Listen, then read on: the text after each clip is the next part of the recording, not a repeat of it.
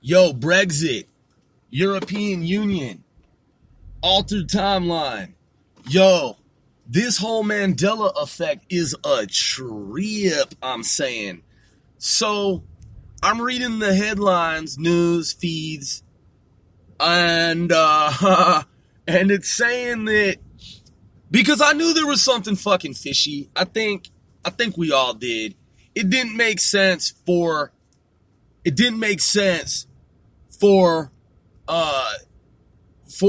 British to leave the European Union. It's just because they're socialists, man. And the EU is a socialist construct. And I'm not saying everyone's socialist in the EU. I'm just simply saying that, like, the European Union, man, is the closest thing that we have currently to what one would see in that ideal universe of, say, like, Gene Roddenberry's, like, Star Trek.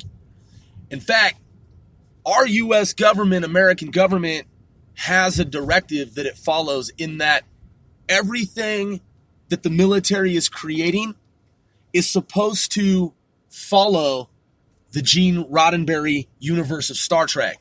Naval photonics, that's U.S.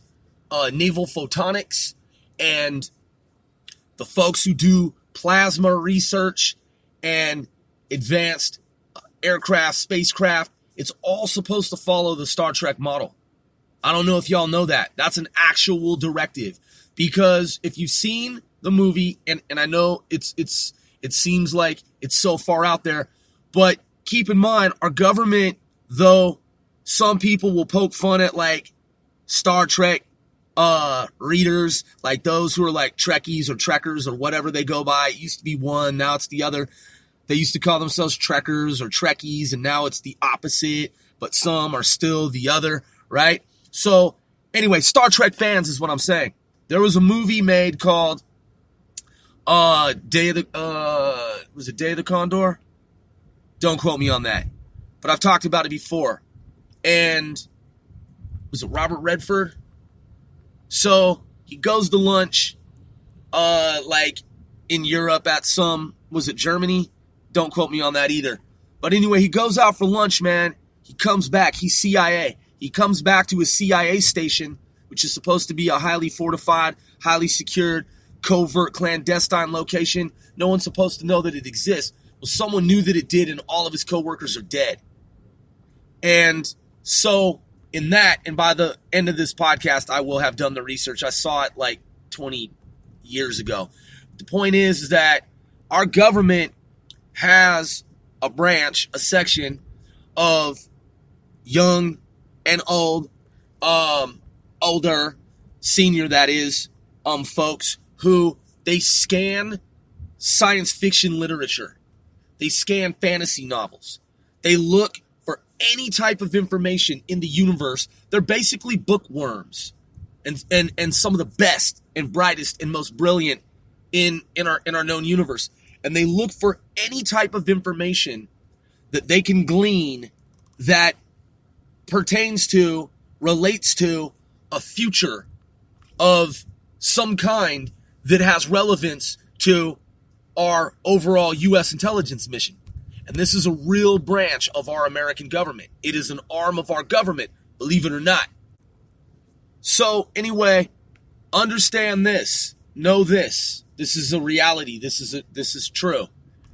So there is a documentary that there's a quote from the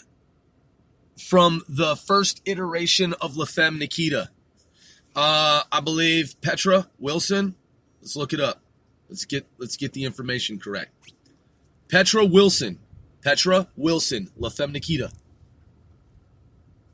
La Femme Nikita is a drama series that aired from 1997 to 2001 and starred Peta Wilson, Alberta Watson, and Roy Dupuis. Okay, thank you for that, computer. Okay, so I was wrong. Peta, okay, Wilson, so not Petra. It's P as in Papa, E Echo Tango, Alpha. I thought it was Petra or Petra, but apparently it's Peta, okay, Peta. So they're in this in this documentary that I am referring to, there is information as it pertains to the fact that Hitler was first discovered by the U.S. intelligence community in comic books. And I know you're probably thinking, like, what are you talking about? He was discovered in comic books. Hitler was discovered in comic books. What the fuck are you saying? That's insanity. Like, that's lunacy. Okay, so check this out. What I'm saying to you is a lot of people in the West, okay, in the West, like just normal folk, just average, everyday individuals, they had no fucking idea who Hitler was. They didn't realize, and I'm using the word that they used in this documentary, they said he was a menace. Obviously, he was demonic and more than just a menace. But when he was on the rise, during his ascension, okay, his ascent, all right, to the leadership role that he had, he was called a menace by the West. And a lot of people first found out about him in comic books. All right, so check it out. I looked it up. I hit pause on the podcast and I looked it up. It's 3 days, like the number after 2, 3 days of the Condor, 1975. And it says mystery, thriller, 1 hour, 58 minutes. You're probably like, okay, Grove, what's the relevance? You've been talking about this Condor thing. It says right here. Here goes, let me make sure that, what is this source here? That's the one fucking thing about Google, man, is it's like, okay, so it says IMDb, Rotten Tomatoes, Roger Ebert, but what is the motherfucking source of this information? 2 more providers. Okay, so, well, at any rate, man, here's the synopsis. It just says right here, man. I'm quoting this, I guess, from fucking Google. What is the motherfucking source? Hold on. Cast, watch movie, follow. Let me see. If I go to share the information, let's see what it says here. So, I'm going to share it with myself. Let me just share it with myself here. From me to me. It just says 3 days of the Condor. All right, so boom, sending that shit to myself.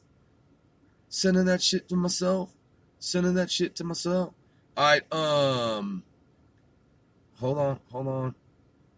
I don't understand why it's not more clear. All right, boom, there we go. All right, so let me then check this shit out here. Yeah, it looks like Google, man. Like, this is a Google. Yeah, this is, okay, so this is Google. So this is literally coming from Google. All right, so, quote, on a seemingly ordinary day, Joe Turner, that's Robert Redford, a quiet CIA codebreaker, walks into his workplace and finds that all of his coworkers have been murdered.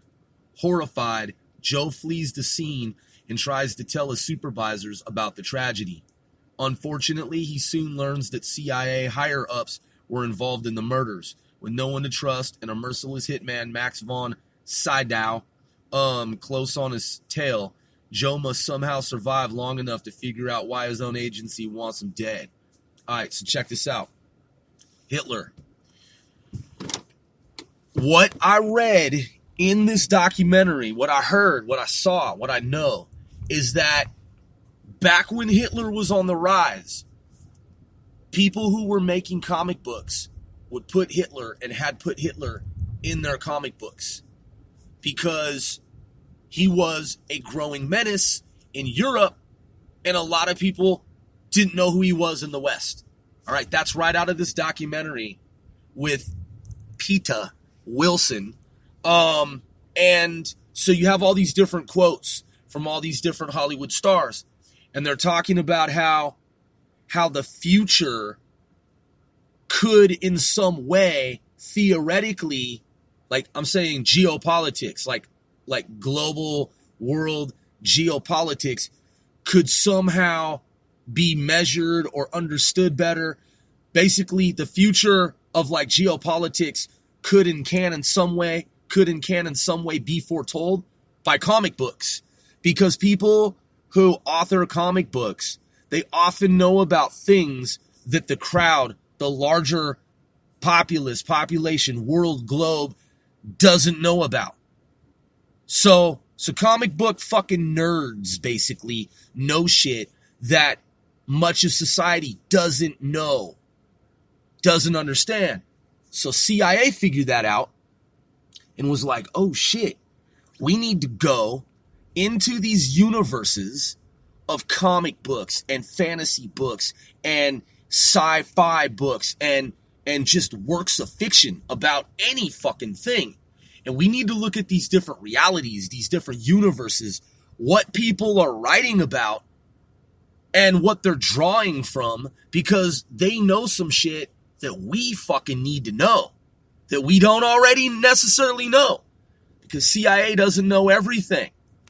So they started to look at the world of fantasy and sci-fi as kind of like a crystal ball, if you will, where they could peer into the future.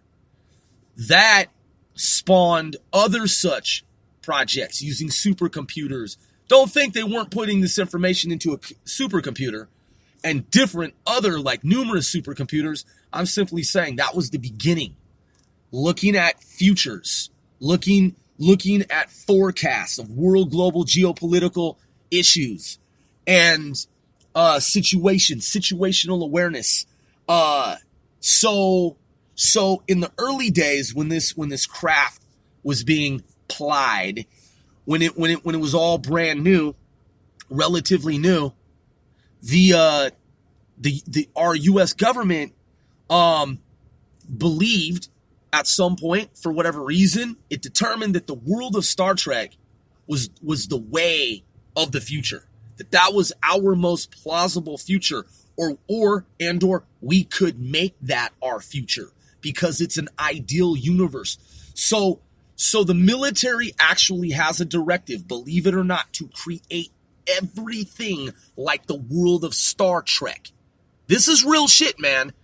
And like I said, Hitler was known about, like, some people in the U.S. intelligence community who didn't know who the fuck Hitler was. Think about it. There was no internet. There was no mass media. So intelligence analysts, some of them in our U.S. intelligence community, the first time they ever heard about Hitler was from someone saying, hey, take a look at this comic book. You see this guy? Oh, who's that? His name's Hitler, Adolf Hitler. He's a growing menace in Europe. Oh, interesting. So they talk about him in this comic book. Yeah. They say we need to keep an eye. We need to keep an eye on this guy. This guy is a growing threat. And they were like, interesting. Thank you for sharing this information with me.